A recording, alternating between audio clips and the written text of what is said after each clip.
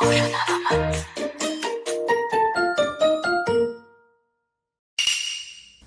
word machine is a machine that produces a word, and it means the assemblage that constructs the singularity of such a machine.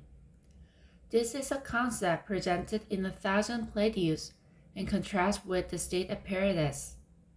As opposed to the state apparatus that operates the vectors of territoriality, control, reproduction, and preservation, the word machine is a machine that operates the vectors of the territorialization movement, creation, and transformation.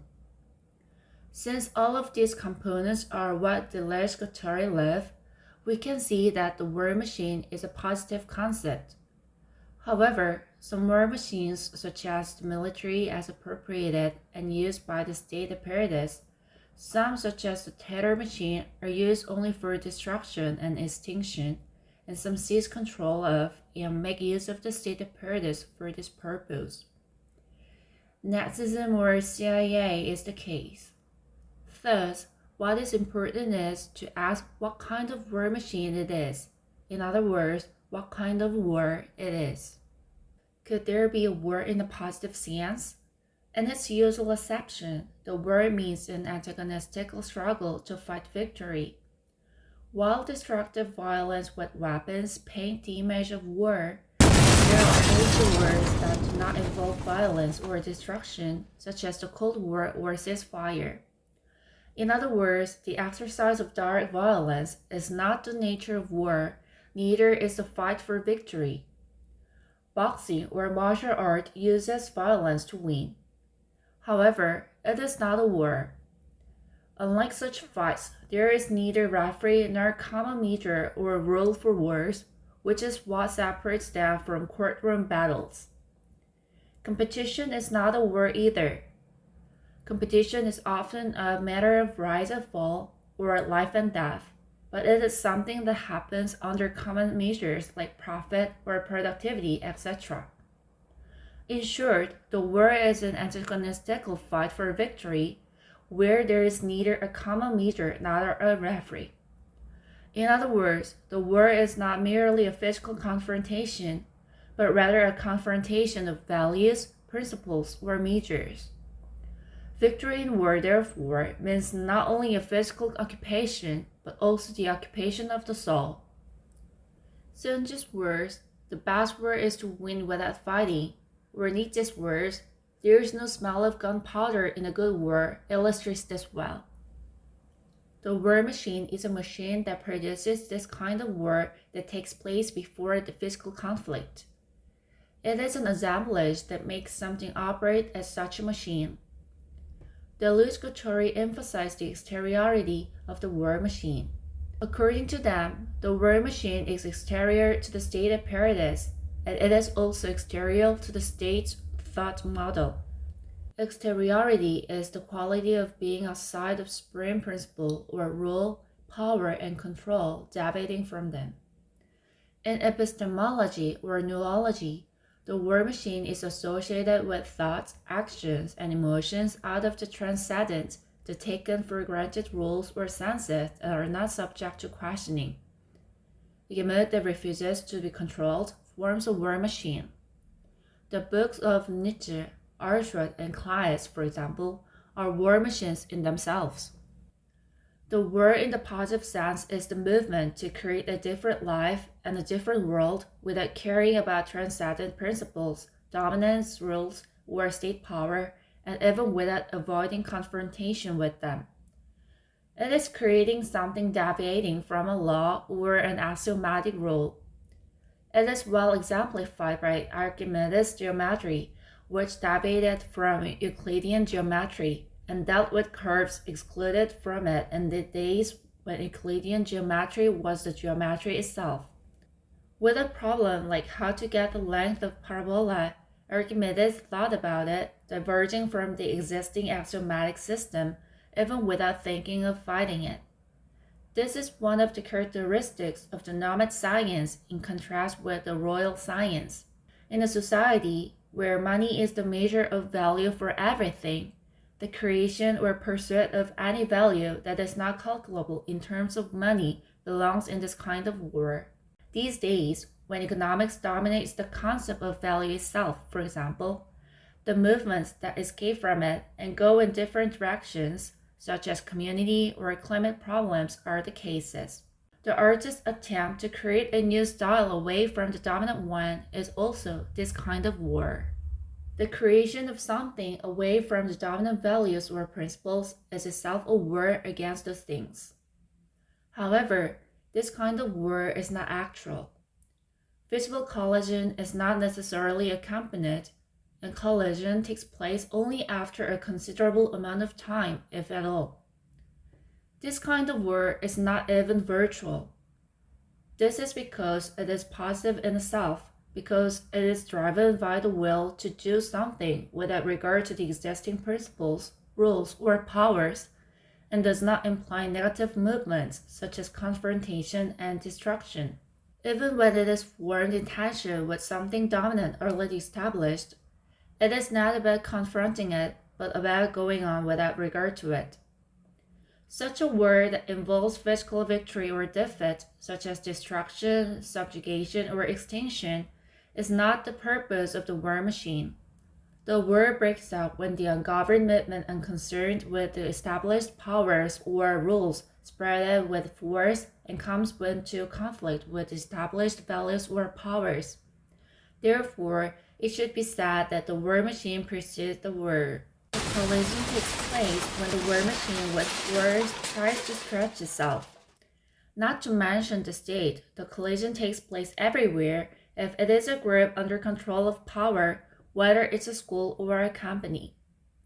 War as a collision occurs there, whether it's an ideological confrontation or a physical one, explicit oppression or implicit one.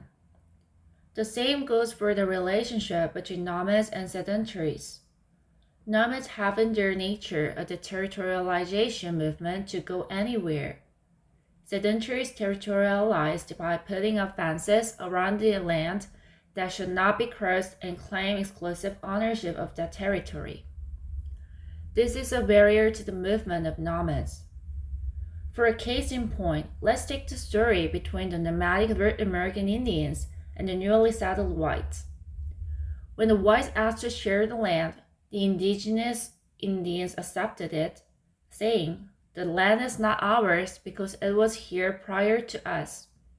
But soon after, they encounter fences that block their movement. They break them down and go on their way. But the whites come running with guns, asserting, "This is our land, don't trespass."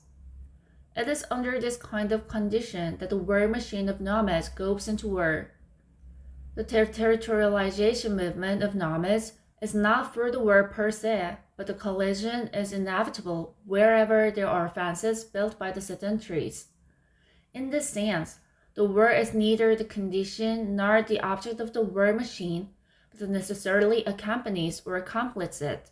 Here, we see a strong adjacency between the war machine and the nomads. The war machine is the invention of the nomads, insofar as it is exterior to the state apparatus and distinct from the military institution. The exteriority of the war machine implies the movement to go anywhere at will or whim without regard to the rule that becomes the wall. Therefore, it requires the space open in all directions. So does nomadism. It usually has a routinized path of movement, but there is no reason to be constrained by it. Nomads can go anywhere. The steppe is exactly such a space. As such, the space open in all directions is called the smooth space by the loose Guattari. On the other hand, the space with predetermined path, that is, the space striated to regulate the flow, is called the striated space. A city is a typical striated space. It is a space where all flows, such as the flows of cars or people, the flows of water, the flows of goods, etc., must flow only along the predetermined striae, like roads or waterways. Here, any flow that deviates from the striae becomes an accident. Governing a state or policing a city means controlling all kinds of flows so that they don't deviate from the striae. That's why the state apparatus and the war machine inevitably wage war. The collision is inevitable between the machine that tries to move regardless of the striae and the apparatus that tries to make it move along the striae. Young Genghis Khan's dream of bringing the cities and Arab lands back to the steppes must have sprung up in such a circumstance. The war machine has as its object not war, but the composition of a smooth space and of the movement of people in that space. The war machine has its own proper way of operation. The Guattari describes it by dividing it into spatio-geographic aspect, arithmetic or algebraic aspect, and effective aspect. These are all related to the existential conditions of the nomads. First, the spatio-geographic aspect. The operation of the nomadic war machine is linear, as opposed to the punctual of the sedentaries. Opposed to the punctual system are linear, or rather multilinear, systems. Multilinear means that there are many lines passing through a point or branching off from a point. It corresponds to the concept smooth space. It's far from the linearity and orderedness implied by the word linear. In this multilinear mode of operation, the line has primacy over the point. The line can go in any direction and can be bent and transformed in any shape. Sedentaries also move, but they have a starting point and an end point. And the trajectory of the line is in the subordination to these 2 points. Whether it's a business trip or a move to a new house, sedentaries need to get to their destination. The path is usually minimized because it is not important, so the straight line is preferred. Nomads also stay. Caravans move from oasis to oasis, and nomads also find places to stay and put up tents. But there is no reason why the place they stay should be that very place. It is alright to switch to another place on their way. The point of stay is subordinate to the line because it is one of the points which the moving trajectory passes through. When we say that the line is important, we mean that the process is important. What matters is how to go rather than where to go. In CUT, or the journey to the west, it doesn't matter where Sun Wukong's final destination is. What matters is the events that takes place during the course of their travel. The nomad space is a smooth space, and the territorialization is primary. This space has a local absolute in the sense that each local point is open everywhere, in other words, absolutely open. To add one more, the nomad space is a closed space and is haptic. To find out the way in the steppes, because there is no landmark that can be used to find out the way in the steppes, nomads have to read the traces of animals or other people, the direction of seasonal wind, or the grass status in the particular season. Even the eyes are used to touch the surface of now here and read the Hasiadi. The sedentary space, on the other hand, is a distant space where the object has the primacy. It is clearly global because the vanishing point and the horizon contain everything, but it is nothing more than relative globality in the sense that it contains what is visible from only one point of sight. Second, the arithmetic or algebraic aspect. For the territory machine, which is the city or the state, geometry is important. And for the war machine, important is arithmetic. Of course, the number of arithmetic here is different from that of the sedentaries or the state apparatus. The Egyptian Greek geometry is known to be born to partition the territory and restore the partition after flooding. The state apparatus does calculations. However, it still is within territorial geometry in that it is for the calculation of tax imposed on the territory.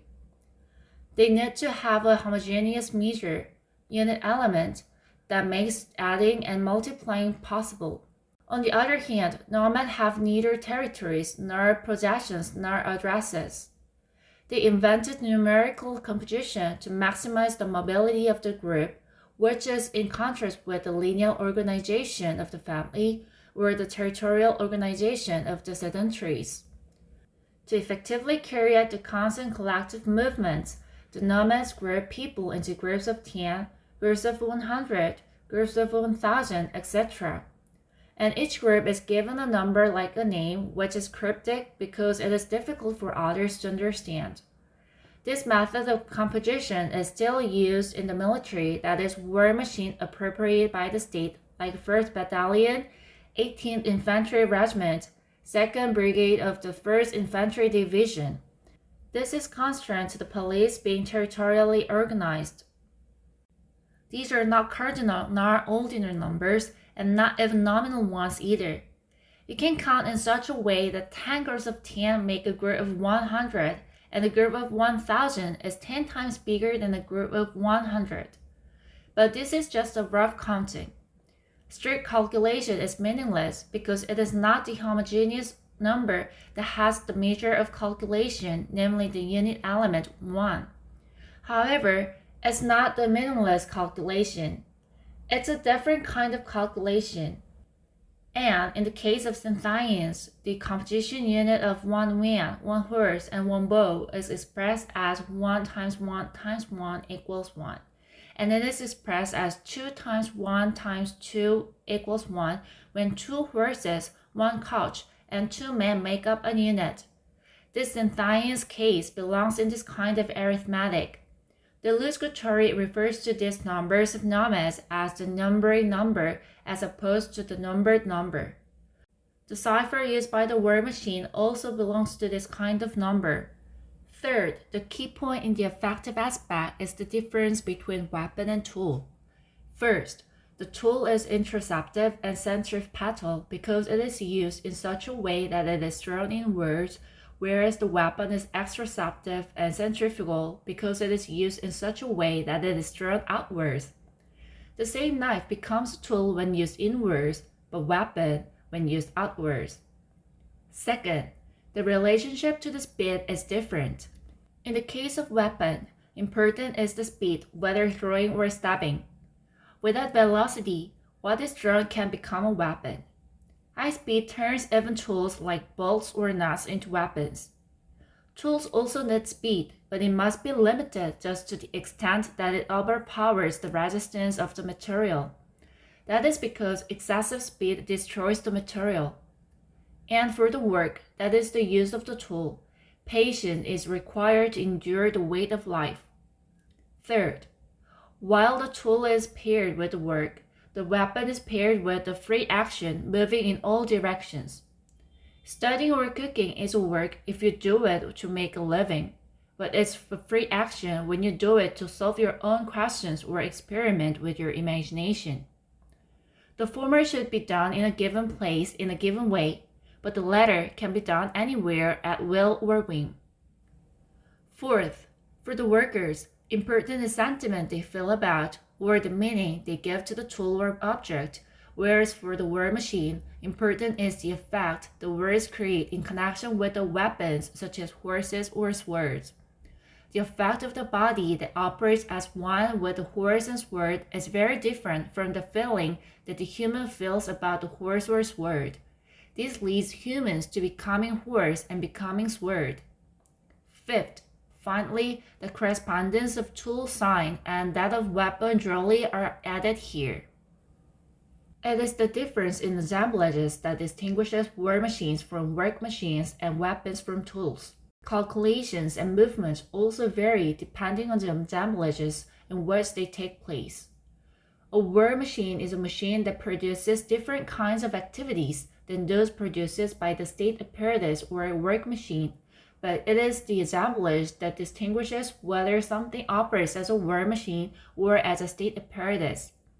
The three aspects of the war machine, conversely, are the components that determine whether something is operating as a war machine or not. This is why it is emphasized that essential for the operation of the war machine are that numerical composition replaces linear organization and conjures away the territorial organization of the state, as well as that the war machine and nomadic existence have to ward off two things simultaneously. a return of the linear aristocracy, and the formation of imperial functionaries. It is true of the difference between sedentaries and nomads. Physical mobility is not the nature of nomadism. People who fly every week solely for making money cannot be called nomads.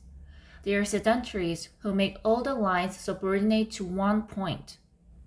Sitting in lotus position in the room all day long, while reading and writing is nomadic, as long as it is done within the assemblage of the free action open to everywhere, out of the dominant value or transcendent principle.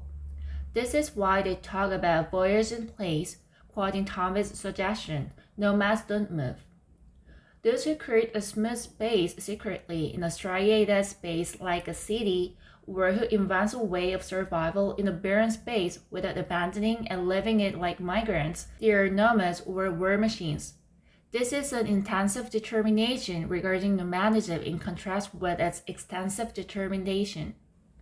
Finally, war machines do not aim for war, but there are war machines that aim only for war. That is the case of the negative war machine, which loses the positive force of creating aims, and solely at the destruction of the established world or given orders. This is the case with terrorism. There are also war machines that hold and use the state apparatus for destructive war. That is the case of total war or Nazi fascism that subjugates everything in the state to the purpose of war. This is exemplified by the Timurid Empire, which claimed to be the descendants of Genghis Khan, but ran up toward pure conquest and destruction, as opposed to Mongol Empire that achieved Pax Mongolica.